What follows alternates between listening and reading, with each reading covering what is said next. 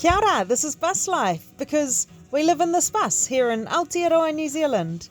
I'm Nikki and this is my partner Paul. Welcome to our channel. Thanks for being here. If you like what you see, be sure to like this video, subscribe to our channel and leave us a comment. Let us know where you're watching us from. And feel free to ask any bus life or motorhoming questions that you might have or that watching our journey might raise for you. So let's get into it. In 2019, Paul and I bought this bus. It's a 10.5 metre 1996 Hino Rainbow. We've spent the last 5 years based around the same area and then just tutuing off on weekends, long weekends and holidays. However, this time last year, January 2023, we were beginning our journey south to Te Waipoanamu, the South Island of Aotearoa, New Zealand. We left our starting point, which was much in the middle of Te Ika Amaui o Aotearoa, the North Island of New Zealand, at Taupo. And we were heading to Wellington, 365 k's away, to catch the ferry to Picton.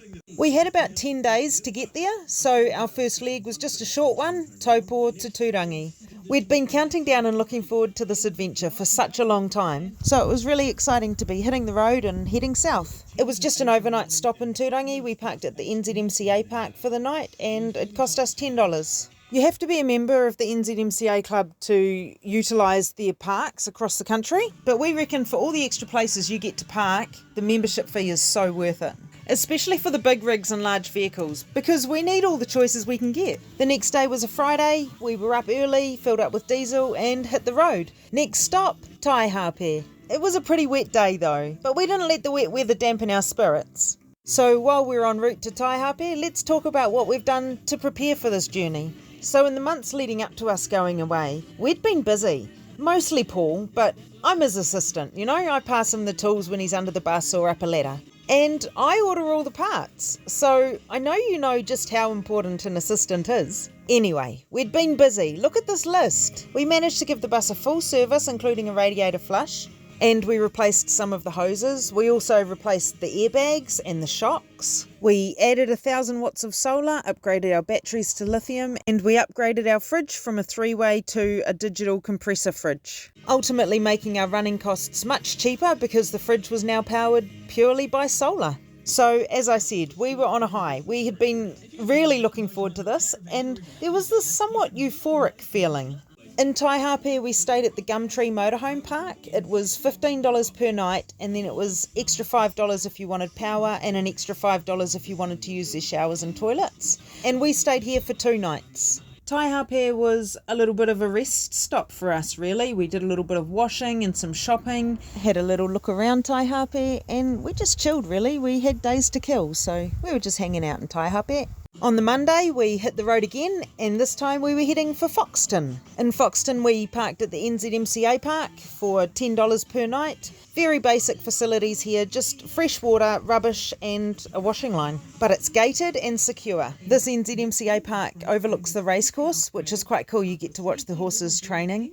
We stayed here for 3 nights, which was a really good amount of time. It allowed us time to explore Foxton, go out to the beach and just embrace that holiday pace. However, that didn't last long because we actually struck a little bit of a problem in Foxton, and that was with our hot water heater. It decided to stop working, so we were made to have cold showers. After having a little look and trying to suss out what was going on and being left clueless, we got hold of an auto electrician in Porirua who was willing to help us. So our plan was to leave early the next morning via the dump station and a fuel stop to go and meet this auto electrician, and hopefully he could help us out. So, of course, we turned up there and the bloody thing decided to work. So the auto electrician was essentially trying to fix something that there was nothing wrong with. Just a tad frustrating, but happy that actually it was going again, so off we went. We had planned to stay at the Plympton NZMCA park because it was fairly close to Wellington and a reasonable park at a reasonable price. So that was us. We went to Plympton, found our park and got settled in.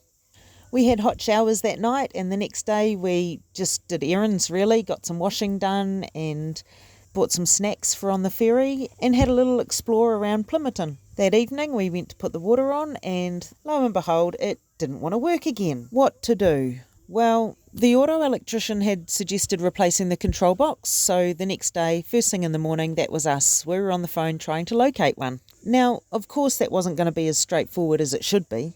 And so we were left with no choice but to buy a whole new hot water heater. So that was us. We were off into Wellington to buy a hot water heater, $1,200 later. It was cold showers again that night. However, at least we knew to expect it.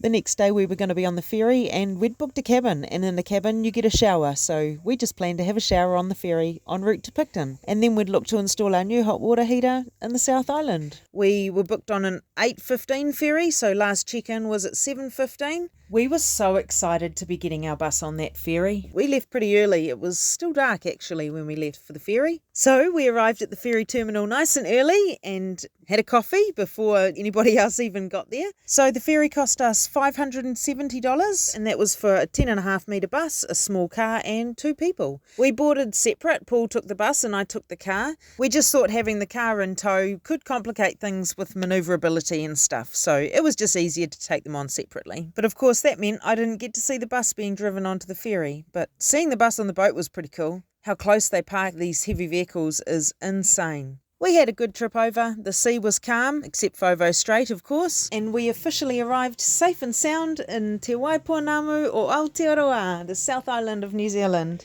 Anyway, we planned for Paul to head out with the bus and pull over where he could, because I was the one that knew where we were going, so I had to go in front, and it wasn't as if I was going to miss him parked on the side of the road. We were only heading a few k's out of Picton to Koromiko, where there's a POP there, a parkover property. So we pulled in, signed in, paid, and found ourselves a spot for the next few days. We are officially in the South Island. This is where our adventure really begins. So come around Te Waipounamu with us.